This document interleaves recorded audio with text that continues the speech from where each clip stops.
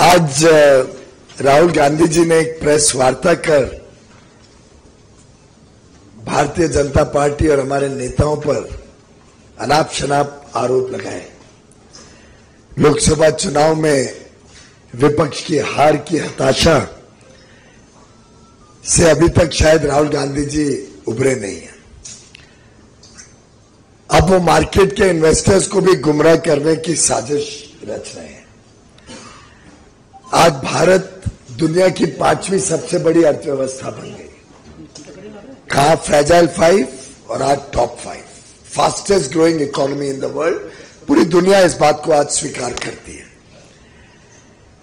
प्रधानमंत्री नरेंद्र मोदी जी ने देश को आश्वस्त किया है कि इस टर्म में देश विश्व की तीसरी सबसे बड़ी अर्थव्यवस्था बनने जा रही है। और ये साधारण उपलब्धि नहीं है, पूरा विश्व इसको गहराई से देख रहा है, बड़ी गंभीरता से देख रहा है, समझ रहा है कि ये आगे आने वाले दिनों में प्रधानमंत्री मोदी जी के नेतृत्व में होने जा रहा है। फिर एक बार मोदी सरकार आना निश्चित है और शायद इस बात से राहुल गांधी जी बड़े परेशान नजर आते हैं और अपने बयानों के साथ विदेश और देश के निवेशकों को एक भय के वातावरण में निवेश ना करें, इसके लिए उत्साहित करने की कोशिश कर रहे हैं। हम सब जानते हैं कि इक्विटी मार्केट अलग अलग समय पे चुनाव आ रहे हैं तो चुनाव के हिसाब से अलग अलग आंकड़े जब रिजर्व बैंक पेश करता है, अलग अलग विकास के आंकड़े जब आते हैं, उसके हिसाब से इक्विटी मार्केट में बदलाव होते रहता है। और ये दुनिया भर में इस प्रकार से इक्विटी मार्केट चलती है। कोई बड़ा इवेंट ना भी हो तो भी इक्विटी मार्केट में उतार चढ़ाव साधारणतः चलते रहते हैं। देखना यह रहता है कि लंबे अरसे में इक्विटी मार्केट में क्या हुआ है। और आप सभी भली भांति जानते हैं, देश के लोग, देश के निवेशक जानते हैं कि पिछले 10 वर्ष के सफलतापूर्वक मोदी सरकार के कार्यकाल में हमारा मार्केट कैप पहली बार $5 ट्रिलियन से अधिक हुआ है। यानी 400 लाख करोड़ रुपए से ज्यादा मार्केट कैप का कीर्तिमान प्रधानमंत्री मोदी जी के कुशल नेतृत्व में भारत ने प्राप्त किया है।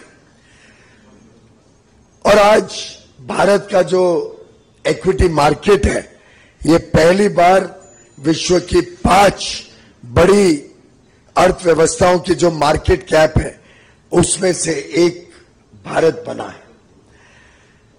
उसमें हम ये भी जानते हैं भली भांति कि पब्लिक सेक्टर अंडरटेकिंग्स जो PSUs लिस्टेड है मार्केट में, उसका भी जो मार्केट कैप है वो लगभग 4 गुना मोदी सरकार के कार्यकाल में बढ़ा है। एक डेटा पॉइंट आपको देता हूं जिससे मुझे पूरा विश्वास है भारत की जनता भी बड़ा गर्व महसूस करेगी कि आज से 10 वर्ष पहले जब यूपीए की सरकार थी, जिसका नेतृत्व गांधी परिवार करता था, उस कांग्रेस यूपीए की सरकार के समय भारत का मार्केट कैप मात्र 67 लाख करोड़ था। ओनली 67 लाख करोड़ का मार्केट कैप मई 2014 में विरासत के रूप में मोदी जी को मिला। आज वो बढ़कर 6 जून यानी आज के दिन बढ़कर 415 लाख 415 लाख करोड़ भारत का मार्केट कैप है। आप सब अनुमान लगा सकते हैं कि ये जो बढ़त 348 लाख करोड़ की बढ़त हुई है 10 वर्ष में, ये जो पिछले 60-65 वर्षों में कुल मार्केट कैप था उससे 5 गुना से ज्यादा बढ़त सिर्फ मोदी सरकार के समय देश ने अनुभव किया है। 67 lakh crores in May 14, increase of 348 lakh crores in 10 years, and today the market cap is 415 lakh crores. ये वास्तविकता हम सबके सामने। अब इसमें गौर करने की बात है कि इसका सबसे बड़ा लाभ किसको हुआ, और ये हम सबके लिए गर्व की बात है कि भारतीय निवेशक और उसमें भी हमारे रिटेल इन्वेस्टर्स, खुदरा निवेश जो करते हैं, उनको आज इसका सबसे बड़ा लाभ हुआ है। आज वो सिर्फ बायस्टैंडर के रूप में मार्केट बढ़ रही है दूर से नहीं देखते, आज वो मार्केट में पार्टिसिपेट करते हैं, आज वो निवेश करके उसका लाभ सीधा लेते हैं। और उसके आंकड़े भी मैं आपके समक्ष रखता हूं। जो फॉरेनर्स की होल्डिंग यूपीए के समय होती थी, एफपीआई के माध्यम से फॉरेन पोर्टफोलियो इन्वेस्टर्स जो निवेश करते थे, और उनकी जो परसेंटेज होल्डिंग थी यूपीए के समय वो 21% थी, और वो घटकर आज 16% हो गई। यानी फॉरेनर्स की इन्वेस्टमेंट कम हुई है और भारतीय निवेशकों की मालकियत भारत की स्टॉक मार्केट में 79% से बढ़कर आज 84% हो गई। 84% आज भारतीय निवेशक मार्केट में भारतीय मालकियत के साथ खड़े हैं। जो म्यूचुअल फंड इंडस्ट्री है, जिसके माध्यम से हम में से कई, खासतौर पे छोटे निवेशक अपना पैसा मार्केट में लगाते हैं, म्यूचुअल फंड इंडस्ट्री का साइज 2014 में मात्र 10 लाख करोड़ था। आज वो बढ़कर 5 गुना से भी अधिक हो गया है। 56 लाख करोड़ रुपया म्यूचुअल फंड के माध्यम से भारतीय निवेशक, विशेषकर छोटे निवेशक, आज मार्केट में ये बढ़ती हुई मार्केट का लाभ ले रहे हैं। और ये छोटे खुदरा निवेशक, रिटेल इन्वेस्टर्स ने ये सुनिश्चित किया कि भारत की जो आज की मलकियत है वो आज फॉरेन इंस्टीट्यूशनल इन्वेस्टर्स की मलकियत से भी ज्यादा हो गई है।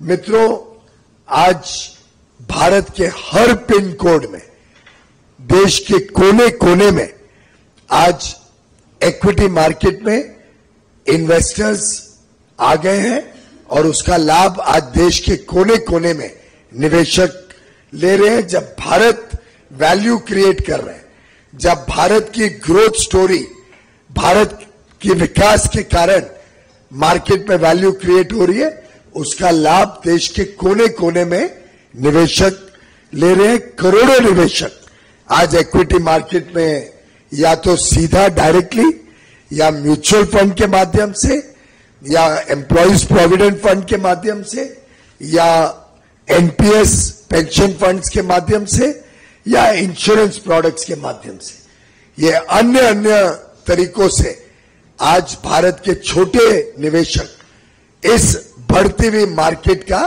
लाभ उठा रहे हैं। और दुनिया में आज भारत की जो मार्केट है, इक्विटी मार्केट है, इसको पूरे विश्व में आज इज्जत भी है, स्वाभिमान भी है। इसको बड़ा वेल रेगुलेटेड मार्केट माना जाता है। सेबी को कई कीर्तिमान मिले हैं विश्व में उनकी रेगुलेटरी प्रैक्टिसेस के लिए, और उसी के कारण आज हमारी मार्केट चाइना की जो वैल्यूएशन मापदंड रहते हैं, उससे भी अधिक भारत की मार्केट को मापदंड दिए जाते हैं। उन मापदंड पे भारत की मार्केट को वैल्यू दी जाती है, क्योंकि लोगों को विश्वास है भारत पर, भारत की सरकार पर, भारत के नेतृत्व प्रधानमंत्री नरेंद्र मोदी जी पर। और ये तभी हो पाया जब एक बड़ा मैच्योर्ड, समझदार और समझदारी से निवेश करने वाला छोटा खुदरा निवेशक मार्केट में बड़े पैमाने पे आए। और देखिए मजेदार बात कि गत दिनों में 4-5 दिनों में भारत के निवेशकों ने कैसे विदेशी निवेशकों से भी ज्यादा समझदारी बरती और उसका मार्केट का लाभ लिया। आप अगर देखें तो अप्रैल और मई में जब मार्केट बढ़ रही थी तब फॉरेनर्स ने मार्केट में बेचा और भारतीय निवेशकों ने उसका लाभ लेके उसको खरीदकर ये जो बढ़त हुई है गत 2 महीनों में उसका लाभ भारतीय निवेशकों को मिला। भारत के निवेशक चाहे वो खुदरा निवेशक हो या डोमेस्टिक इंस्टीट्यूशनल इन्वेस्टर्स हो, जिसका फायदा भी सीधा भारतीय निवेशकों को मिलता है।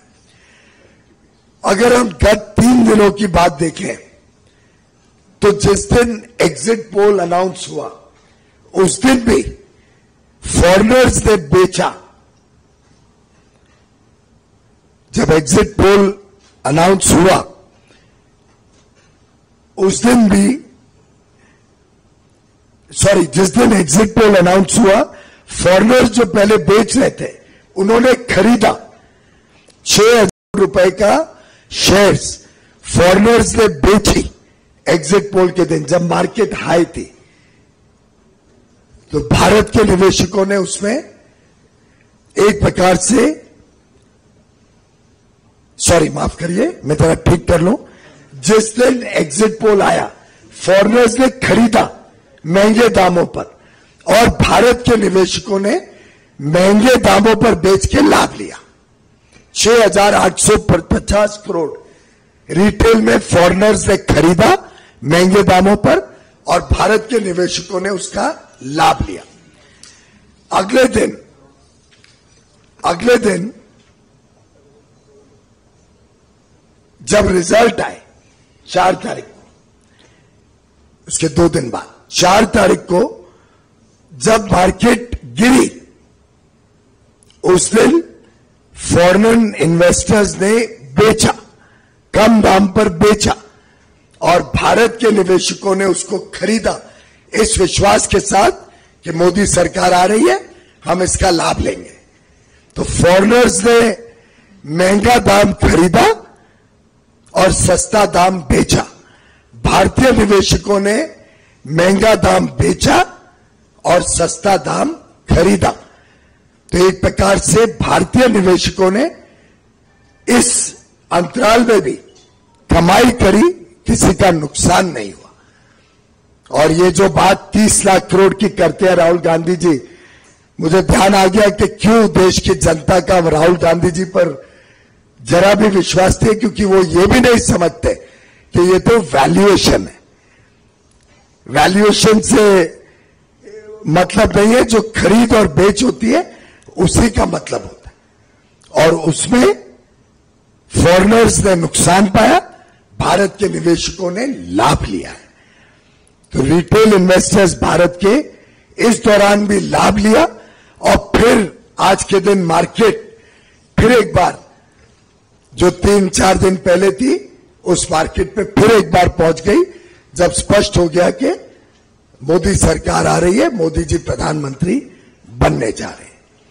तो मित्रों, 10 साल के मोदी सरकार के सफल काम की वजह से मार्केट में जो हमारे भारतीय निवेशकों ने लाभ लिया, ये बड़ा स्पष्ट है। इस दौरान भी जो मार्केट में उतार चढ़ाव हुआ, इसका भी लाभ भारतीय निवेशकों ने लिया। और मैं समझता हूं यही विश्वास दुनिया का भी भारत के ऊपर है, मोदी जी के ऊपर है। फिर एक बार मोदी सरकार आएगी और पूरे विश्व को यह विश्वास है कि भारत की अर्थव्यवस्था तेजी से आगे बढ़ेगी। अब देखने को मिल रहा है कि अब फिर एक बार भारत की स्टॉक मार्केट भी ठीक है, इस अंतराल में भी भारतीय निवेशकों ने लाभ लिया है। और मैं समझता हूं आज बड़ा प्रश्न जो लोगों के सामने तो ये खड़ा हो रहा है कि जो जो वादे राहुल गांधी जी ने किए थे उसका क्या होगा। आज हम देख रहे हैं कि कई जगहों पर हमारी बहनें, हमारी महिलाएं कांग्रेस के कार्यालय के बाहर खड़ी है, कर्नाटक, तेलंगाना, हिमाचल की सरकारों से पूछ रही है कि वो जो 1 लाख रुपए प्रति महिला को देने का वादा राहुल गांधी जी ने किया था, अब वो उसको पूरा करे और जहां जहां पे महिलाएं कांग्रेस से और कांग्रेस की सरकारों से अपना हक और न्याय मांग रही है, मैं उम्मीद करता हूं कि राहुल गांधी जी उसको पूरा करने का काम करेंगे, बजाय के निवेशकों को डराना और ये साजिश रचना कि भारत की उभरती हुई अर्थव्यवस्था पर अनाप शनाप प्रश्न चिन्ह उठाकर लोगों को गुमराह करना। बहुत बहुत धन्यवाद।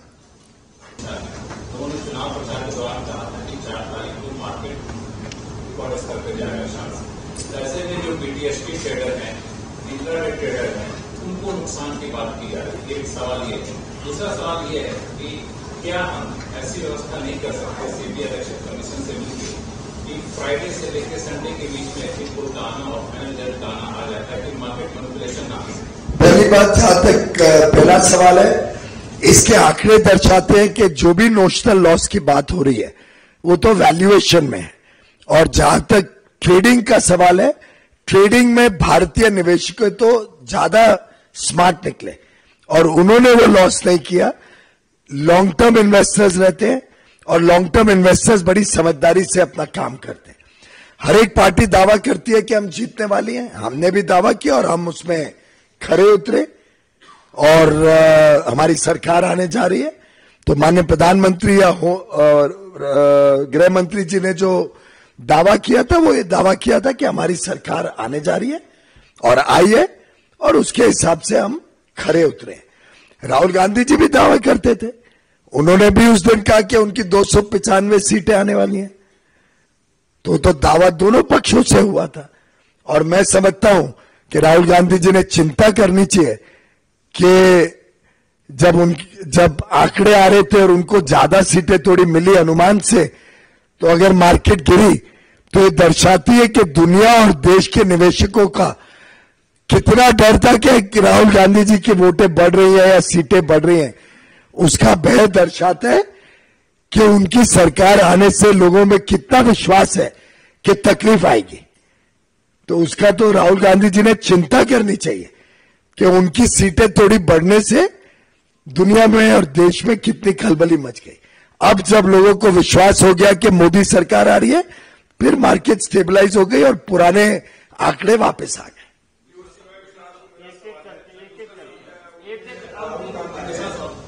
राहुल गांधी ने ये कहा है कि ये सबसे बड़ा अब तक का स्कैम है और जेपीसी की मांग करता है। वो तो कई सारी बातें उन्होंने कई बार कही हैं जो बेबुनियाद रहती है, और मैंने अभी आंकड़ों के साथ आपको बताया कि ना तो कोई उस प्रकार का लॉस है और स्टॉक मार्केट इंट्रिंसिकली उसका स्वरूप ही ऐसा है कि उसमें उतार चढ़ाव स्वाभाविक रूप से होता है और इस उतार चढ़ाव का लाभ भी खुदरा व्यापारी में खुदरा निवेश में भारतीय निवेशकों को ही हुआ है। तो बेबुनियाद है, उसमें तो कोई मतलब नहीं।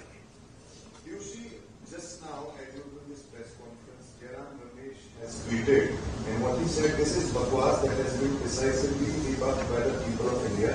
He has not answered the 3 basic questions Rahul Gandhi has asked on behalf of crores of Indian retail investors.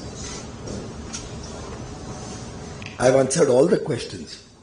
Jairam Ramesh ji ने सुनी नहीं होगी या तो बात। आप में से कोई बताइए, कोई विषय है जिसमें मैंने अभी तक आपको जवाब नहीं दिया हो।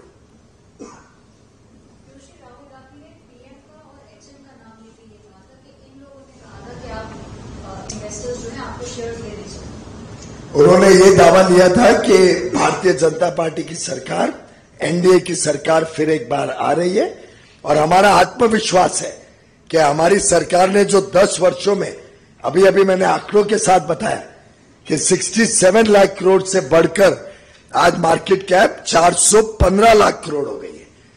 तो निवेशकों ने लाभ लिया ही है हमारे काम का।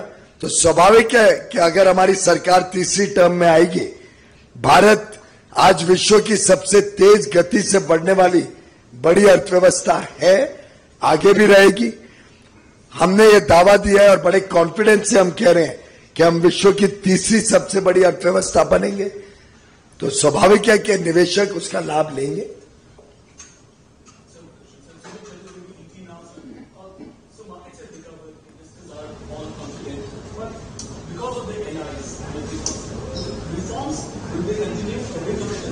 All reforms will continue. The country is poised for a bright future ahead.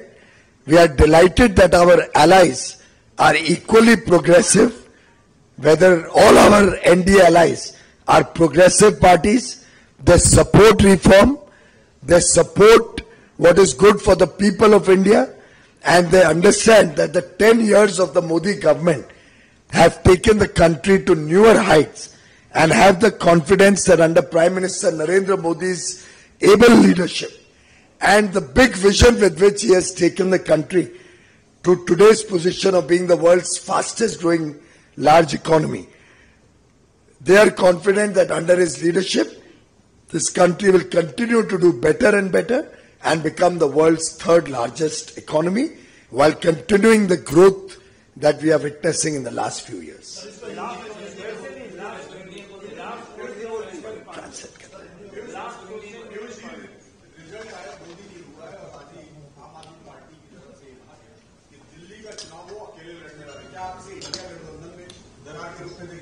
आज का विषय वो नहीं है, लेकिन हमने बहुत पहले से रखा है, अपना स्पष्ट मत रखा है कि इंडिया अलायंस एक मात्र सीट एडजस्टमेंट बन के रह गया है। आप देखते हैं कि दिल्ली में एक दूसरे के खिलाफ लड़ते हैं, पर एक दूसरे के साथ लड़ते हैं, पंजाब में एक दूसरे के खिलाफ लड़ते हैं, आम आदमी कांग्रेस। वैसे ही कांग्रेस और लेफ्ट पार्टीज केरल में एक दूसरे के खिलाफ लड़ते हैं और फिर एक मित्रता और दोस्ती का ढोंग दिखाते हैं लोगों के सामने। तो ये एक एडजस्टमेंट, सीट एडजस्टमेंट रह गया और भ्रष्टाचारियों का समूह एक दूसरे को बचाने के लिए उभर के आए हैं।